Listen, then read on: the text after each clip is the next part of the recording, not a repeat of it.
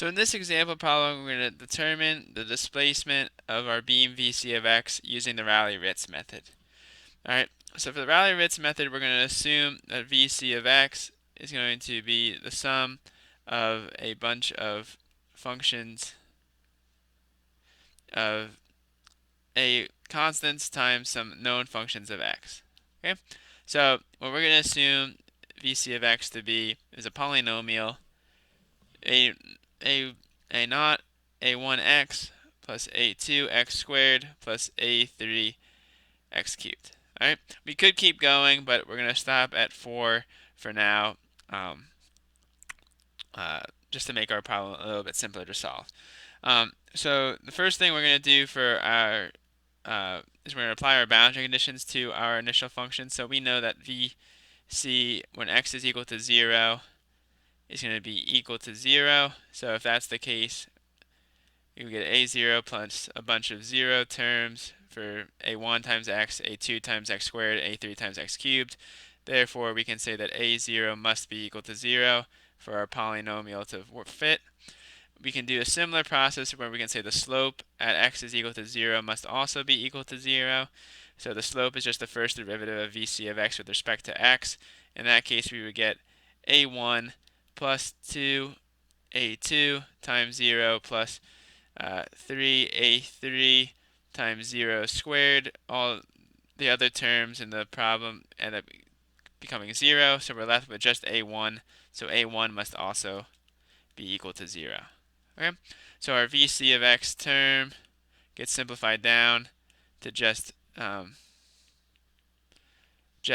a2x squared plus a3 times x cubed. Okay, so so we can then take the so we know that to solve for u, we need to take the integral of 1/2 times from 0 to L times e to the iz times the second derivative of VC of x squared dx. Okay, so let's figure out what VC of x is equal to. The second derivative of VC of x is equal to, so we'll take the first derivative. We'll end up getting 2a2x plus 3a3x squared, and then we take the derivative again. We'll end up with just 2a2 plus 6a3x. Okay, so we can plug that into this equation to solve for u. All right. So if we do that, what we'll end up getting is we'll get u is going to be equal to e to the iz over 2, and we integrate from 0 to L of VC of x squared dx. So if we square all these terms, we'll get 4a2 squared plus 24 a2 a3x plus 36 a cubed a3 squared x squared. All right, and then if we integrate all that, what we end up getting is we get e iz over 2 times 4a2 squared plus x plus 12 plus 12 a2 a3x squared plus 36 a3 squared x cubed over 3, so that will end up being just 12 here, and we need to evaluate that from L to 0. So what we can do here is we're just going to replace the x terms here with L's, and then the 0 will cause all the other terms to just end up being 0. So our final value for u is going to be equal to e times iz over 2 times 4 a2 squared L plus 12 a2 a3 times L squared plus 12 a3 squared times L cubed. All right. So, all right, and then so the second part of the Rayleigh-Ritz method says that we need to solve for W. Okay, so when we solve for W, the very important thing that I want to mention here is that you do not we're not going to include the 1/2 term. So what we're going to do is we're just going to multiply our force, which in this case is going to be negative P, times our displacement at that point, which is just going to be equal to VC at x is equal to L. Okay, so we're not going to include the 1/2 term, and the reason for this is that the constants A2 and A3 are unknown. All right, so we're not going to worry about including the 1/2.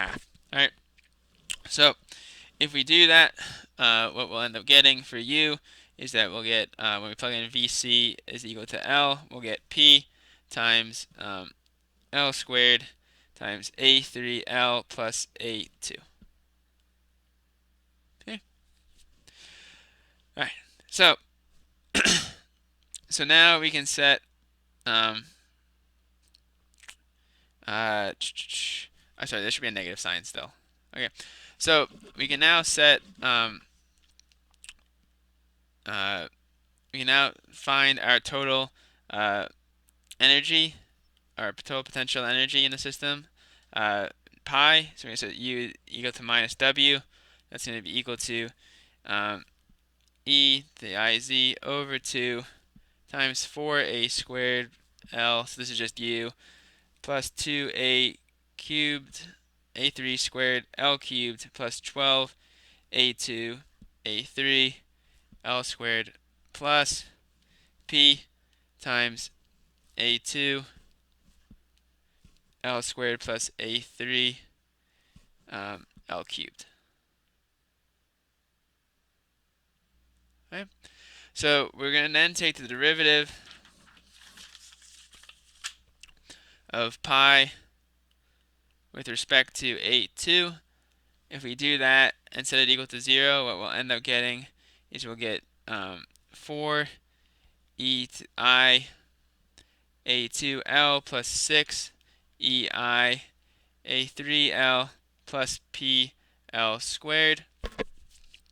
All right, if we take the derivative of pi with respect to the partial derivative of pi with respect to a3 and set that equal to 0, what we'll end up getting is we'll get 12 a cubed e to the iz L cubed plus 6e iz a2 L squared plus PL cubed. We have two algebraic equations with two unknowns, all right, which in this case are a2 and a3. All right, so we can solve for a2 and a3. So if we do that, we get a2 is going to be equal to minus PL over 2e to the iz. A3 is going to be equal to P over 6e to the iz. We can then plug these into our original equation for VC of x. Okay, so so we can say VC of x would be equal to minus, if you plug in this all in, minus P x squared over 6e to the iz times 3L minus x. All right, so which matches the value that we found earlier when we were just using plain Raleigh's method. So the thing about Rayleigh-Ritz method is that, let's say we had assumed VC of x being equal to a0 plus a1x plus a2x squared plus a3x cubed plus a4x to the fourth plus a5x to the fifth.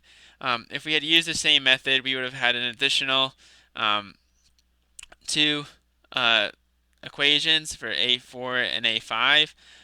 We could have solved that same system of equations, but if we did so, what we would have ended up for is we would have ended up that a4 and a5 would have ended up being equal to 0. All right, so so you can assume a very, very long polynomial using the Rayleigh-Ritz method, and you can then solve for A4 and A5. You can solve for those higher order terms, but if they're redundant, they will then reduce down to 0. So you can always use a longer polynomial, just make a little bit of extra work time. Okay? All right. So, that solves the Rayleigh-Ritz method. Um, uh, so just to conclude here, real quick, the what we did is we assumed some polynomial.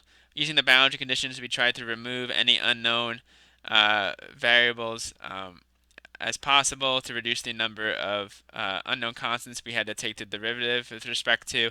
Once we had our simplified equations for VC of x, we then solved for u, and for the work done on the system, we did not include the 1/2 term in our calculations to figure out what pi was equal to, or total potential energy, uh, or and then we took the derivative of pi with respect to a2 and a3 to end up with two algebraic equations that we could then use to solve for our two unknowns. And once we did that, we ended up getting a2 and a3, and then we plug those back in to get our VC of x term.